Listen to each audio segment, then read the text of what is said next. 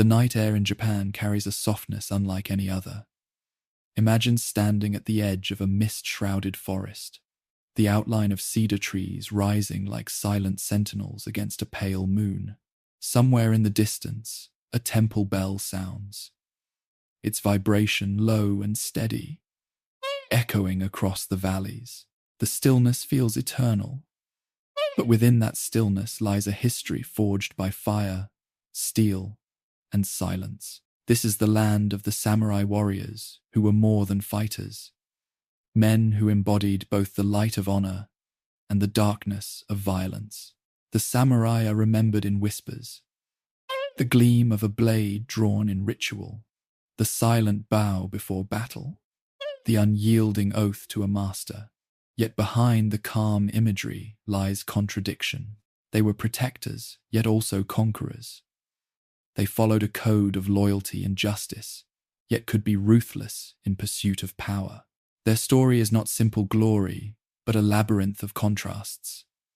Nobility and cruelty, meditation and bloodshed, peace and endless war. To understand the samurai is to enter a dreamlike landscape where myth and history blur. Ancient chronicles elevate them as paragons of Bushido, the way of the warrior, while accounts show them as mercenaries bound more by survival than by virtue. Their swords, said to contain the very soul of their makers, were both works of art and instruments of death. Even their deaths were paradoxical, feared in battle, yet embracing self-destruction through ritual suicide as the ultimate act of honor.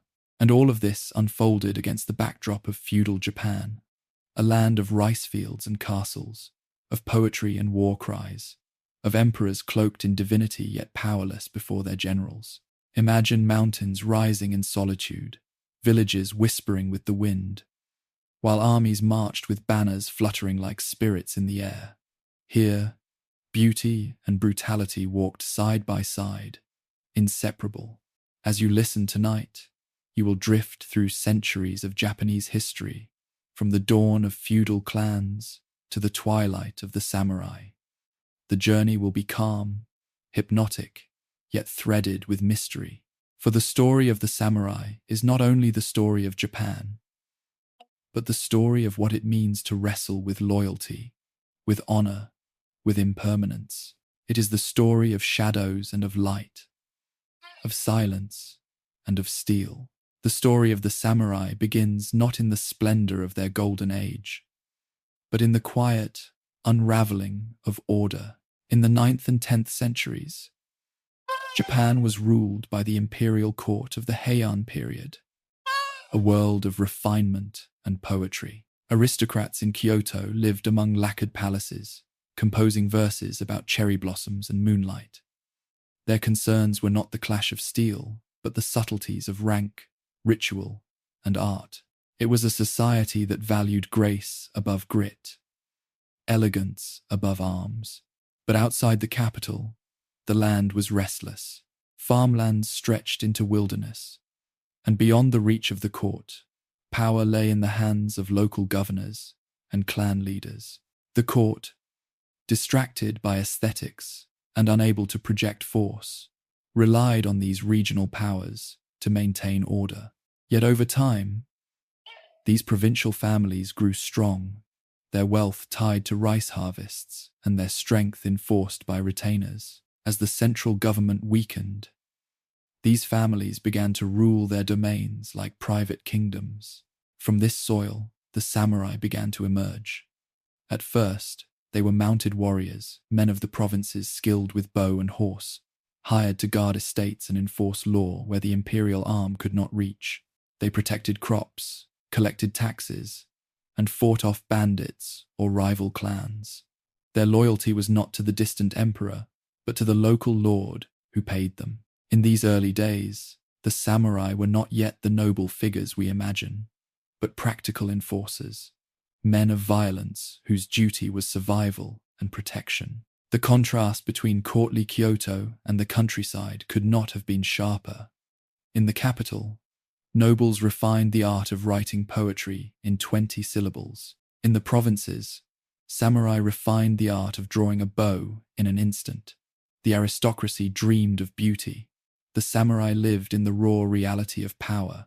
Out of this divide, the warrior class gained not only purpose, but identity. As clans competed for dominance, alliances shifted like clouds over mountains. Rivalries flared into open conflict, and regional wars became frequent. The samurai, once hired hands, became indispensable. Their skill with weapons, their discipline, and their loyalty to lords made them the backbone of military power. By the 12th century, two families rose above the rest, the Minamoto and the Taira. Their rivalry would plunge Japan into civil war and change the role of the samurai forever. But before that transformation, in the dawn of feudal Japan, the samurai were still finding their place. They were symbols of the new age, a response to chaos, a force born from weakness at the center, men who stepped into the vacuum of power. Where poetry faltered, the sword prevailed. Where rituals of elegance failed to secure order, the discipline of warriors became the law of the land. This dawn was neither peaceful nor glorious. It was filled with uncertainty, with bloodshed, with shifting loyalties. Yet within it, the essence of the samurai began to form the fusion of violence and loyalty, of protection and ambition. Out of the collapse of central authority, a new world was being forged. One where the samurai would not only serve, but eventually rule. To understand the true birth of the samurai, we must step into a Japan where loyalty was currency, and power was written, not in words, but in the clash of steel. The dawn of feudal Japan had already shown how central authority weakened, allowing regional lords to carve their own dominions. But it was in this turbulence that the samurai ceased to be mere guards and began to emerge as a distinct class, defined by service, discipline, and a way of life that fused myth with reality. In the early centuries, warriors were often drawn from provincial families who could afford horses and weapons. The mounted archer became the emblem of this age. Samurai rode into battle with the bow as their primary weapon, loosing arrows while chanting names or prayers, declaring themselves before combat. This ritualistic form of warfare carried echoes of honor, but it was far from the refined bushido of later times. These early samurai were pragmatic, ruthless when necessary, devoted to their lords but also to their clan's survival.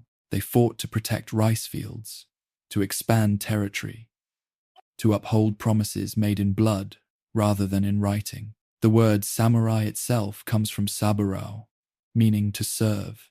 Service was the thread that bound them, service to a master, to a family, to a cause. Yet service did not mean weakness. To serve meant to wield power on behalf of another, to embody both obedience and authority. A samurai could kneel in loyalty one moment and strike with ferocity the next. This dual nature, humble before one's lord, unyielding before one's enemy, became a hallmark of their identity. But alongside loyalty came contradiction. Samurai were expected to protect peasants and enforce order, yet they were also tax collectors and enforcers of harsh laws. To a farmer, a samurai could be both shield and oppressor. This paradox seeded the aura of mystery around them, feared and revered, respected and resented. Their birth as a class was not born in idealism, but in the gritty reality of ruling through strength. As regional wars grew larger, samurai bands became more organized. Families raised armies of retainers, warriors bound by personal oaths. The bond between lord and retainer was sacred, sealed by gifts of land or rice, sometimes even by ritualized drinking of sake together. This was not loyalty in the abstract, but loyalty anchored in survival. A samurai who betrayed his lord risked more than dishonor. He risked exile, poverty, Yet history shows betrayals did occur, for power was always tempting, and ambition often whispered louder than vows. The 12th century brought the rivalry of the Taira and Minamoto clans to its climax. Their struggle culminated in the Genpei War, a conflict that ended with the Minamoto victory and the establishment of the first shogunate. For the samurai, this war was their crucible. No longer just provincial enforcers, they became the ruling elite of Japan. The emperor still sat in Kyoto, cloaked in divine symbolism, but true power shifted to the warriors. The birth of the samurai was complete. They were no longer simply servants. They had become the foundation of governance itself. This transformation marked the start of something larger than politics. The samurai began to carry not only weapons, but ideals. Their lives became the canvas on which concepts of loyalty, honor, and sacrifice were painted. Yet, behind those ideals, always lurked the raw truth of their origin. Men born from chaos, hardened by survival, and defined by service. Their birth was not in purity, but in paradox. And it is this paradox that would continue to define them across centuries. Bushido. The very word has come to stand as a symbol of Japan itself, whispered like a prayer, recited like an oath, remembered like a myth. It translates simply as the way of the warrior, yet within those syllables lies a labyrinth of meaning, a philosophy, a code, a mirror reflecting both the highest ideals of honor and the darkest depths of cruelty. To explore Bushido is to step into a paradox.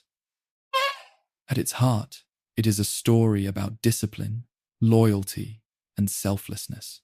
But woven into its fabric are strands of brutality, rigidity, and ritualized death. Like the samurai themselves, Bushido is both beautiful and terrifying, a way of life that could inspire poetry at dawn and sanction bloodshed by dusk. The samurai did not always live by Bushido. In their earliest centuries, they were defined more by necessity than philosophy. Loyalty to a lord meant protection, food, land survival. But as the samurai gained power, as they evolved from mounted archers into the ruling elite of Japan, a question emerged. How should a warrior live? How should he die? Bushido grew from this question. It was not written in a single moment, but shaped over centuries, influenced by Shinto, Buddhism, and Confucianism. From Shinto, it inherited reverence for purity, ritual, and the divine spirits believed to inhabit the natural world. From Zen Buddhism, it absorbed meditation, the embrace of impermanence, and the calm acceptance of death. From Confucianism, it borrowed structure, loyalty to hierarchy, respect for authority, and the prioritization of duty over self. By blending these traditions, Bushido became more than rules for battle. It became a way of being a warrior's compass in a world where life was fragile, fleeting, and often cruel. At the core of Bushido stood loyalty. A samurai without loyalty was nothing. His life was bound to his master, his honor inseparable from service. To betray one's lord was to betray oneself, to cast away meaning. Loyalty was not conditional, it was absolute. Even in death, it endured. But loyalty, like all ideals, carried shadows. It could demand acts against conscience, cruelty in the name of duty, sacrifice of family for fealty. A samurai might slaughter innocents if ordered, not out of malice, but out of obedience. Here lies one of Bushido's deepest contradictions. Loyalty could ennoble, yet also enslave. To serve gave purpose. Another pillar of Bushido was honor. To the samurai, honor was more valuable than life itself. A dishonored man was not a man at all. Better to die than to live in shame. This belief gave rise to one of the most haunting aspects of samurai culture: seppuku, ritual suicide, when dishonored by failure, by disobedience, by defeat. A A samurai could cleanse his shame through death. In a solemn ceremony, he would kneel, take a short blade, and cut open his abdomen, proving his courage, his acceptance of fate, and his devotion to honor even in the face of agony. Sometimes, a trusted companion, the kaishakunin, would stand ready to deliver a swift beheading, granting mercy after the act was begun. To outsiders, this ritual seems barbaric. To the samurai, it was transcendence, the ultimate expression of Bushido, where life was surrendered for the preservation of dignity. In this paradox, we see again the dual face of Bushido: nobility through violence, purity through blood. Courage was demanded not only on the battlefield but in daily life. To live without fear, to walk into danger calmly, to accept death as ever present, these were the marks of a true warrior. Discipline made this possible.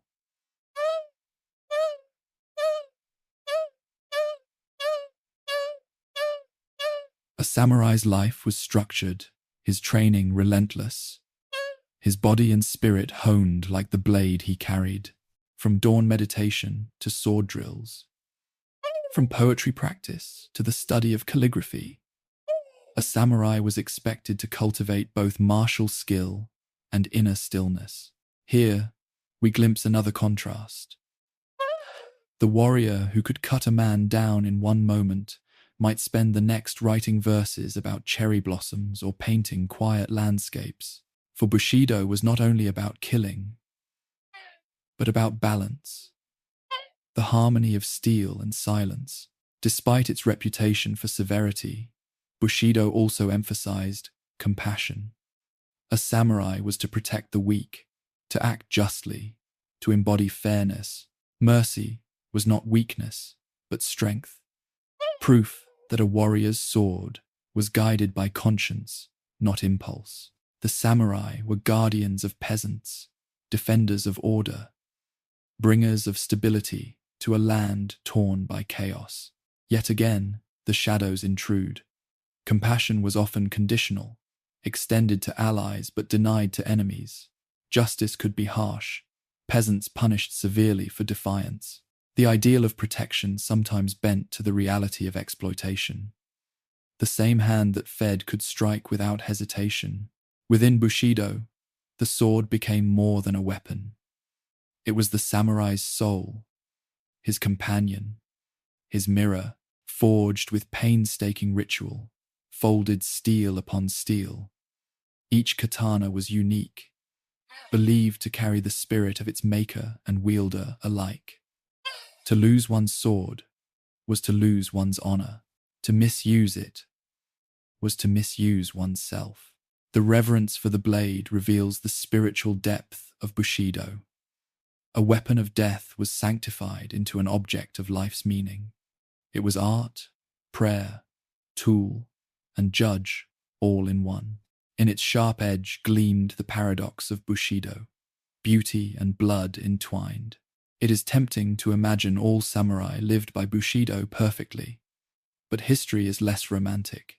Many samurai ignored its principles when ambition beckoned. Loyalty was broken, honor bent, compassion abandoned. Some were mercenaries, more interested in reward than virtue. Others used Bushido as a mask, justifying cruelty beneath the language of ideals. And yet, even when betrayed in practice, Bushido endured in imagination. It was a star to steer by, even if few reached it. Its power lay less in perfect adherence than in aspiration. To live by Bushido fully may have been impossible, but to strive toward it gave the samurai identity, purpose, and meaning. Even after the samurai class faded in the 19th century, Bushido did not vanish. It lived on in culture, literature, and philosophy. It shaped Japan's modern identity, influencing soldiers, statesmen, and even business leaders. Sometimes it inspired nobility, discipline, and resilience. Sometimes it fueled nationalism, rigidity. Like the samurai themselves, Its legacy is dual, inspiring and dangerous, luminous and shadowed. To fall asleep to the story of Bushido is to drift between opposites. Serenity and violence, humility and pride, beauty and horror. It is to recognize that human beings, like the codes they create, are never simple. Bushido was both an ideal and a reality, a truth and a myth, a light and a shadow. As you rest, imagine a samurai kneeling in meditation, his sword resting across his lap, his mind calm as a still pond. He breathes in silence, accepting life and death as one. The blossoms outside fall in the night breeze, their petals scattering like moments of time. This is Bushido. Fleeting, fragile, paradoxical, yet enduring in the memory of a world that still whispers the way of the warrior. The samurai were born in the provinces, forged in the chaos of feudal strife, and disciplined under the weight of Bushido. But if their origins lay in service, their destiny lay in power. Over centuries, these men of the sword rose above their role as retainers to shape the very course of Japan's history. Their ascent gave rise to warlords and shoguns figures who ruled not merely with armies, but with the authority to redefine the nation itself. This is the story of how loyalty transformed into authority, how servants of the throne became its masters. By the 12th century, the imperial court in Kyoto remained a center of culture, but its grip on the provinces had loosened beyond repair. Real power flowed into the hands of great military clans. Among these, two names towered above all others: the Minamoto and the Taira. Their rivalry became legend, not only for its scale, but for its consequences. The Taira, wealthy and well-connected, dominated the court and wielded influence across Japan. The Minamoto, though often outmaneuvered, commanded fierce loyalty among warriors. Their struggle culminated in the Genpei War, 1185, a brutal conflict fought across rivers, mountains, and seas. Samurai clashed in battles remembered for both their heroism and their savagery. The war ended with the decisive victory of the Minamoto at the Battle of Dan no Ura, where the Taira clan was annihilated, their leaders drowned, and their banners swept away by the tides. From this victory emerged Minamoto no Yoritomo, the man who would change the structure of Japan forever. He did not abolish the emperor. The divine symbol remained on the throne. Instead, Yoritomo created a new system, the shogunate. As shogun, or barbarian subduing generalissimo, he ruled Japan in the emperor's name, but in reality, he wielded supreme power. Kyoto remained the ceremonial heart, but Kamakura, the seat of the shogunate, became the true center of governance. The shogunate created a delicate duality. The emperor, descended from the gods, was untouchable in theory, a living symbol of continuity. Yet his authority was hollow, his role reduced to ritual. Real decisions about war, land, and justice flowed from the shogun and his retainers. This arrangement allowed both reverence and control. The emperor was honored, but powerless. The shogun ruled, but under the emperor's name. This dual system became a defining feature of Japanese politics. It represented another paradox of samurai culture: devotion to loyalty and hierarchy, yet a willingness to subvert that hierarchy when necessary. Samurai would bow before the emperor's image, but they followed the commands of their warlords. The throne was divine, but the sword dictated reality. The Kamakura shogunate lasted over a century before succumbing to internal strife and external pressure. The Mongol invasions of the 13th century tested Japan's defenses, uniting samurai in desperate resistance. Twice, fleets led by Kublai Khan attempted to invade. Twice they were repelled, aided by typhoons, later remembered as kamikaze, divine winds. The samurai celebrated these victories as proof of divine favor, but the financial strain weakened the shogunate, leaving it vulnerable. By the 14th and 15th centuries, Japan descended into new cycles of civil war.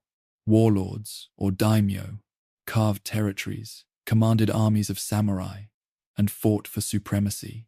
The Ashikaga shogunate rose but could not stabilize the chaos. The Onin War, 1467–1477, devastated Kyoto and fractured authority further, ushering in the Sengoku Jidai, the age of warring states. In this age, samurai fought not for abstract loyalty, but for survival and ambition. Castles dotted the landscape, alliances shifted constantly, and battles raged with increasing ferocity. Out of this chaos rose towering figures. Oda Nobunaga, who sought to unify Japan through ruthless conquest. Toyotomi Hideyoshi, who consolidated power and launched invasions of Korea. And finally, Tokugawa Ieyasu, who triumphed at the Battle of Sekigahara in 1600 and founded the Tokugawa shogunate. The Tokugawa era was both a triumph and a transformation for the samurai. With unification achieved, the centuries of endless war ended. The samurai, once warriors of blood and steel, found themselves in a world of peace. Their swords remained at their sides, but their roles shifted. They became bureaucrats, teachers, and administrators, living by stipends rather than plunder. This transformation carried deep contrasts. Outwardly, the samurai remained symbols of martial virtue, bound by Bushido. Yet inwardly, many struggled with idleness, their identities bound to wars that no longer came. Some embraced scholarship and arts, contributing to culture. Others languished in poverty, as stipends failed to keep pace with inflation. The peace preserved the image of the samurai, but hollowed their reality. Throughout these centuries, the shogun remained the de facto ruler, while the emperor performed rituals in Kyoto. Occasionally, the tension surfaced. Rebellions arose in the emperor's name, seeking to restore imperial power, but they faltered. The shogunate was too entrenched, too pragmatic. This shadow dance continued until the 19th century, when foreign powers arrived and Japan faced a new choice: cling to the old order or modernize. The rise of warlords and shoguns represents more than political change. It reveals how samurai transformed from servants to sovereigns, from men of service to rulers of destiny. They never abandoned the language of loyalty, but they redefined it. Loyalty to a lord became loyalty to a clan, to a shogun, and, in a paradoxical way, to themselves. This legacy lingers in Japan's memory. The shogunate era is remembered with both awe and ambivalence. Awe for the unity and order it brought, ambivalence for the rigidity and control it enforced. Warlords carved the land, shoguns stabilized it, and samurai enforced it all. Together, they created a political order that endured for centuries and shaped the identity of Japan. So, when you imagine the samurai, do not picture them only as solitary swordsmen bound to masters. Picture them also as architects of power, builders of empires, enforcers of peace and war alike. For in their rise from retainers to rulers, they reveal one of history's most enduring truths. Those who serve with loyalty may one day rule with authority, and those who wield the sword may one day wield the state itself. Among all the symbols of Japan's warrior age, none shines brighter or cuts deeper than the sword. To the samurai, the blade was not merely a tool of war. It was identity. It was memory. It was soul. The katana, with its curved elegance, folded steel, and razor edge, stood at the heart of the samurai's being. To lose it was to lose honor. To wield it was to carry both power and spirit. The process of forging a sword was itself a ritual, closer to prayer than to labor. Master swordsmiths worked with fire and hammer, folding steel again and again until hundreds of layers merged into a single, resilient blade. Each strike was not just craftsmanship but invocation, a call to harmony between form and function, strength and flexibility, beauty and lethality. The smith purified himself with ritual baths, prayers, and offerings before forging, as if channeling divine energy into the metal. When finished, the blade gleamed with the faint, ghostly patterns of folded steel, each line a record of struggle, each curve a testament to patience. The katana's reputation spread beyond its physical qualities. Myths spoke of blades so sharp they could cut falling leaves, of swords cursed to thirst for blood, of weapons imbued with the spirit of their makers. Stories whispered of duels where victory seemed less about the warrior and more about the soul of the sword he carried. In this way, the blade transcended its material form, becoming both companion and destiny.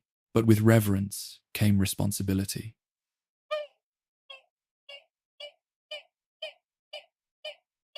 A samurai was never to draw his sword without cause.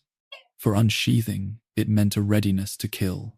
Children of samurai families were taught early that the sword was sacred, not an object of play, but of solemn respect. To polish a blade was to meditate. To carry it was to bear the weight of generations. The katana embodied Bushido's paradoxes: beauty and blood, serenity and violence. In its arc gleamed not just artistry, but mortality. When a samurai bowed with his sword across his knees, he carried both life and death in silence. Even today, the katana remains more than a relic. It is remembered as a symbol of discipline, artistry, and spirit, a weapon that was never only about killing, but about the way of living and dying. For the samurai, the sword was not in the hand, it was in the soul. The samurai were not merely products of philosophy or ceremony. Their truest identity was forged in battle. To speak of their age is to speak of centuries soaked in conflict wars that burned across valleys and rivers, sieges that starved castles into silence, betrayals that shattered bonds sworn in blood. The age of battles was not a single moment, but a long storm of violence, stretching from the 12th century to the 17th, shaping not only Japan's politics, but its soul. This was the crucible in which samurai ideals were tested, broken, and reborn. Here, loyalty was both honored and betrayed, courage both celebrated and crushed. To trace these wars is to see the samurai revealed, not in the abstractions of Bushido, but in the fire of reality. The first great conflict that defined the samurai era was the Genpei War, 1,181,185. The Minamoto and Taira clans, once powerful allies of the imperial court, turned their strength against one another in a struggle for supremacy. The Taira held dominance at first. Their influence spread across the court and provinces. But the Minamoto, hardened by exile and defeat, returned with vengeance. Their battles were not merely military clashes, but symbolic duels between visions of Japan's future. The war culminated at Dan no Ura, a naval battle fought in the swirling tides of the inland sea. There, in 1185, the Taira were annihilated. Legends speak of the young Emperor Antoku, only a child, carried into the sea by his grandmother to prevent capture. The Minamoto emerged victorious, and with them came a new order, the Kamakura shogunate, the first warrior government of Japan. In this moment, the samurai ceased to be provincial retainers and became rulers. The age of battles had only begun. In the 13th century, Japan faced a threat greater than any internal warlord. Kublai Khan, grandson of Genghis, demanded submission. When Japan refused, he sent fleets to invade. In 1274, and again in 1281, Mongol armies, vast, disciplined, terrifying, landed on Japanese shores. The samurai charged into these foreign invaders with courage, but the battles revealed the limitations of their traditions. Mongol warfare was not ritualistic dueling, but organized ranks, explosives, and overwhelming numbers. At first, the samurai struggled, their honor-bound style of combat clashing against Mongol pragmatism. Yet Japan endured. In both invasions, storms swept across the seas, shattering Mongol fleets. The Japanese called these storms kamikaze, divine winds. To the samurai, it was proof that heaven itself defended their land. But beneath the myth lay truth. The invasions drained the shogunate's resources, and though Japan was spared conquest, its foundations weakened. Here, again, paradox reigned. Victory brought survival, but survival carried costs. The age of battles rolled onward. By the 15th century, the Ashikaga shogunate had risen, but its authority was fragile.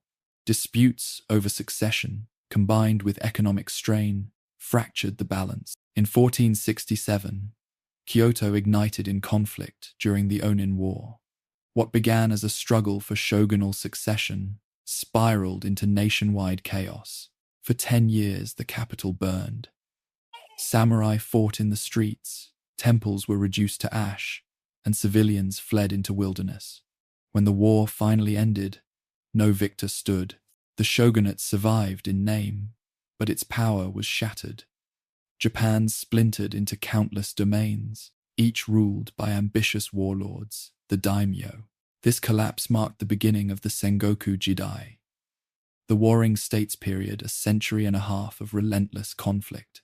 The Sengoku period, 1467–1615, was the true age of battles, a time when Japan became a chessboard of warlords, each striving for supremacy. Castles rose on mountainsides. Fortified towns sprang up. Armies swelled in size. Samurai became not only warriors, but commanders of vast forces. Their loyalty tied to daimyo, who dreamed of unifying the fractured land. Here, names emerged that would echo through history. Oda Nobunaga, the ruthless innovator, who embraced firearms, crushed monasteries, and shattered the old order.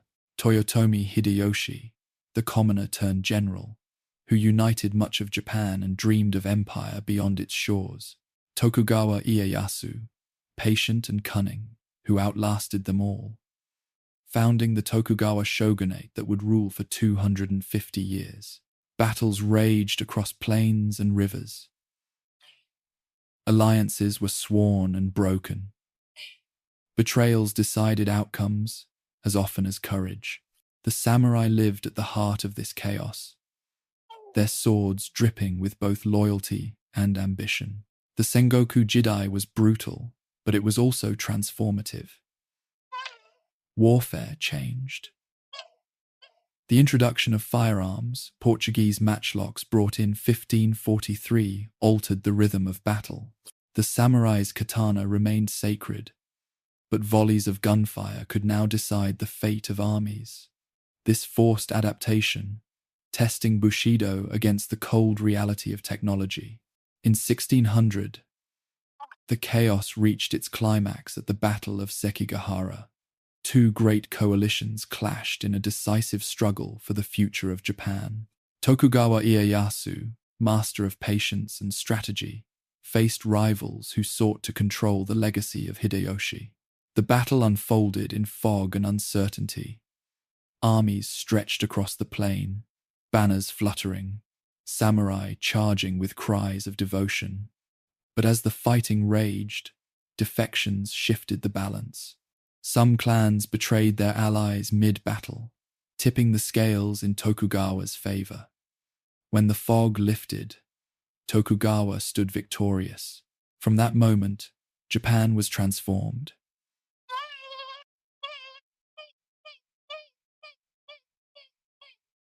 The Tokugawa shogunate would usher in peace, ending the age of battles at last. The age of battles left scars not only on Japan's landscape, but on its psyche. Cities had burned, peasants had suffered, countless samurai had died in wars that reshaped loyalties again and again. Yet out of this chaos came consolidation, stability, and the enduring image of the samurai as both destroyers and creators. The contrast is stark. The same warriors who ravaged Kyoto also preserved Japan from Mongol conquest. The same swords that enforced warlords' ambition also defended villages from chaos. The samurai were both the storm and the shield, the cause of destruction and the architects of order. As you drift deeper into this story, imagine the thunder of hooves, the clash of steel, the cries of warriors on misty fields. But imagine it softly, like an echo through time, distant and dreamlike. For the age of battles, though filled with fire and fury, is also a memory, a rhythm of chaos that shaped a nation's identity. The samurai emerged from this crucible scarred yet solidified, their myths entwined with their history. The battles ended, but the echoes remain, whispering of loyalty, betrayal, and the fragile dance between order and chaos. When Tokugawa Ieyasu emerged victorious at Sekigahara in 1600, the centuries-long storm of the Sengoku period came to an end. Out of the smoke and betrayal of that battlefield, a new order was born, one that would reshape the samurai forever. For nearly 250 years, under the Tokugawa shogunate, Japan experienced an age of peace, stability, and isolation. But peace, though celebrated, brought paradox. For a class defined by war, what happens when war disappears? Ieyasu understood that power built on swords alone could not last. He sought to consolidate authority, not only through battle, but through structure. In 1603, he was appointed shogun, establishing the Tokugawa shogunate in Edo, the city that would one day become Tokyo. Unlike earlier shogunates, the Tokugawa system was designed to endure. The daimyo, once unruly warlords, were bound into a web of control. They were required to spend alternating years in Edo, leaving families behind as hostages when they returned to their domains. This Sankin-Kotai system drained their wealth through constant travel and lavish displays, ensuring no one lord could amass enough power to rebel. Castles were regulated, alliances monitored, and social classes rigidly ordered. At the top stood the shogun, his power absolute. Below him, the daimyo governed their domains, but always under his watch, and beneath them stood the samurai, still revered, still honored, but with their purpose transformed. For centuries, the samurai had lived with swords unsheathed, their lives defined by loyalty tested in battle. Under the Tokugawa, war vanished. The warring states were over. The land was unified. The samurai became retainers not of warlords but of a bureaucracy. They were paid stipends in rice, not spoils of conquest. Their swords remained symbols of their class. But for most, they were rarely drawn in anger. This transformation carried weight. On one hand, the samurai became the backbone of administration. They served as teachers, magistrates, scribes, and moral exemplars. They studied Confucian philosophy, poetry, and calligraphy. They embodied discipline and refinement, guardians not of castles, but of culture. On the other hand, many struggled. Their stipends were fixed, often insufficient, as inflation rose. Samurai, who once lived by plunder, found themselves impoverished, unable to farm or trade by law. Some sold possessions, others took odd work in secret. A proud class found itself caught between reverence and reality, dignity, and decline. In this piece, Bushido gained new emphasis. With no battles to prove loyalty, the code became more philosophical, more symbolic. Samurai were urged to live by honor in daily life, to embody discipline in conduct, to show compassion as rulers rather than conquerors. The image of the samurai as moral guardians flourished, but the reality was more complex. Not all samurai embraced scholarship or service. Some drifted into poverty, clinging to swords as symbols of an identity the world no longer required. The contrast sharpened. Bushido as ideal versus samurai as men. Some thriving in peace, others broken by it. The Tokugawa era also brought isolation. Foreign influence, once trickling through trade and Jesuit missionaries, was cut off. Christianity was banned, foreign merchants restricted to Nagasaki, and travel abroad forbidden. Japan turned inward, crafting a society both insular and stable. For the samurai, this isolation reinforced their symbolic role. They became guardians of tradition, their presence anchoring a society that prized order above all else. Their swords remained sacred, but increasingly ceremonial. A katana worn at the waist was a reminder of class, not a preparation for war. Despite the rigidity, the Tokugawa piece nurtured culture. The samurai participated in arts that once balanced their violence. Tea ceremony, haiku, ink painting, martial practice as meditation. Castles became centers of administration, but also of aesthetic refinement. The paradox endured. Warriors without battles turned to stillness, embodying harmony even as their heritage remained soaked in blood. Yet beneath the surface, decline simmered. As the economy shifted, merchants once considered beneath samurai grew wealthy through trade.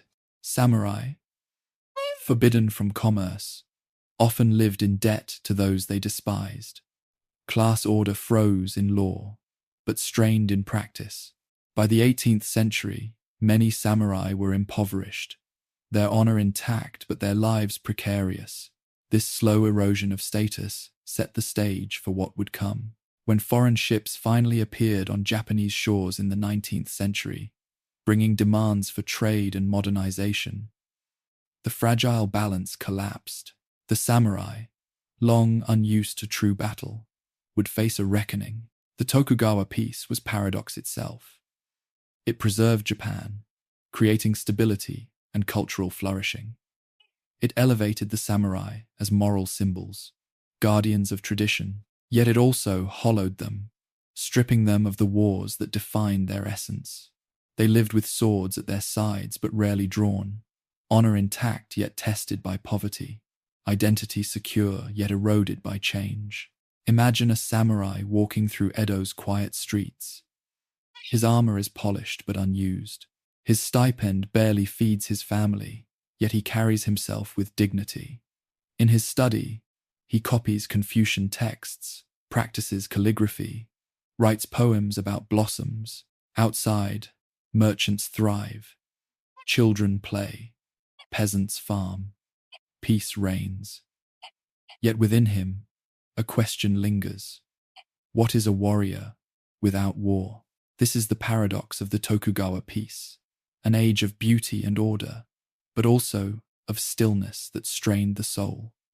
The samurai endured, but their fate was already bending toward decline. The Tokugawa peace had endured for more than 2 centuries, a still lake upon which Japanese society drifted, but no lake remains undisturbed forever. By the mid-19th century, black ships appeared on the horizon. Commodore Matthew Perry's fleet, demanding that Japan open its ports to the world. What followed was upheaval. The arrival of foreign powers cracked open Japan's isolation, and with it, the delicate balance of the Tokugawa order collapsed.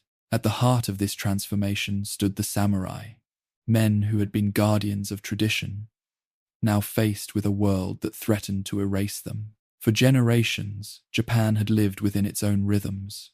Now, cannons boomed in Edo Bay, and the message was clear: resist and risk annihilation. Western powers brought not only trade, but new technology, ships of steel, and guns more powerful than anything Japan had known. The samurai, whose swords had once embodied their very souls, now faced the grim reality that a single bullet could end centuries of martial pride.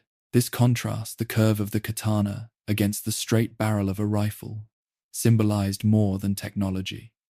It marked the beginning of the samurai's fall. By 1868, the Tokugawa shogunate crumbled under pressure, and power was restored to the emperor in what is now known as the Meiji Restoration. In theory, this was a return to ancient legitimacy. In practice, it was a revolution. Japan embraced modernization at breathtaking speed. Railways, factories, schools, and a conscript army modeled on Western powers. For the samurai, the world shifted beneath their feet. Their stipends were cut, then abolished. Their privileges, wearing swords, living by class distinction, were stripped away. A new Japan demanded equality in law, efficiency in government, and soldiers loyal to the state, not to individual lords. The final act of resistance came in 1877. Saigo Takamori, once a hero of the Restoration, led thousands of disaffected samurai in the Satsuma Rebellion. It was the last stand of the warrior class, a desperate attempt to preserve their way of life. The rebels fought with valor, their swords flashing against rifles and artillery. But valor could not overcome modern firepower. At Shiroyama, Saigo and his followers faced annihilation. Surrounded and outgunned, many chose death over surrender. Legends say Saigo, wounded and broken, asked a comrade to end his life in the old way. In that moment, the samurai tradition of seppuku seemed to bow before the inevitability of history. The fall of the samurai was not only the end of a class, but the end of an era. Yet in their fall, they achieved immortality. Their ideals, their paradoxes, their symbols endured. Bushido was reimagined, adapted into military codes, philosophies of discipline, and even corporate ethics. The samurai disappeared from the streets, but they remained in memory as myth, as warning, as inspiration. Imagine the silence after centuries of war, then centuries of peace, finally shattered by the thunder of foreign guns. Imagine the samurai, once proud rulers, walking unarmed through a modernizing city, their swords forbidden. Imagine the pain of men whose lives had been devoted to loyalty, only to find the very system they served swept away. Their fall was tragic, but it was also transformation. In losing their world, the samurai gave Japan something enduring, a legacy of discipline, honor, and paradox that still shapes how the world sees the nation today. The samurai as a class vanished with the Meiji Restoration, their swords sheathed forever, their stipends dissolved, their roles erased by the tide of modernity. Yet even in disappearance, they endured. In fact, the end of their physical presence only deepened their myth. The samurai live on not as soldiers of steel and flesh, but as symbols of spirit, discipline, and paradox, guardians of a memory that outlasted their time. In the collective imagination, the samurai were elevated beyond history. They became icons of Bushido, paragons of honor, exemplars of loyalty. Their contradictions, loyalty and betrayal, compassion and cruelty, nobility and bloodshed were smoothed into legend. They became more than men. They became archetypes. Stories of their bravery were passed down, their rituals immortalized, their swords remembered as sacred relics of a vanished age. Yet myth always contrasts with truth. Many samurai were not noble guardians, but pragmatic survivors. Some betrayed their masters, some oppressed peasants, some fought for ambition rather than virtue. And yet, Perhaps it is this very tension, the gap between ideal and reality, that gives their legend power. They remind us not of perfection, but of the eternal struggle between who we are and who we strive to be. Even after their abolition, the samurai spirit seeped into Japan's identity. Bushido was reinterpreted for a modern age. It influenced soldiers in the early 20th century, sometimes in ways twisted by nationalism, yet it also shaped philosophies of discipline, self-sacrifice, and resilience. In education, in business, in art, echoes of samurai ideals lingered.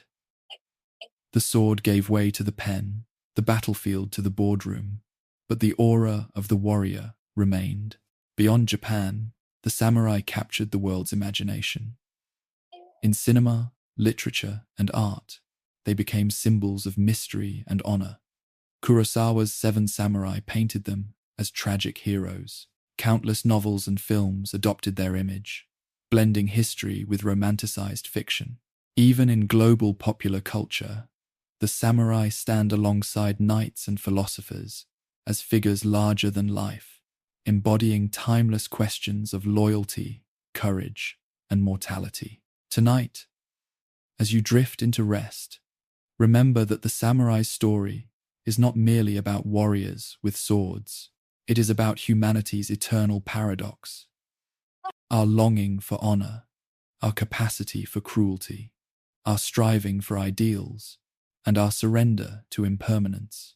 The samurai remind us that identity is forged not only in what we achieve, but in what we aspire to, and in how we face the certainty of change.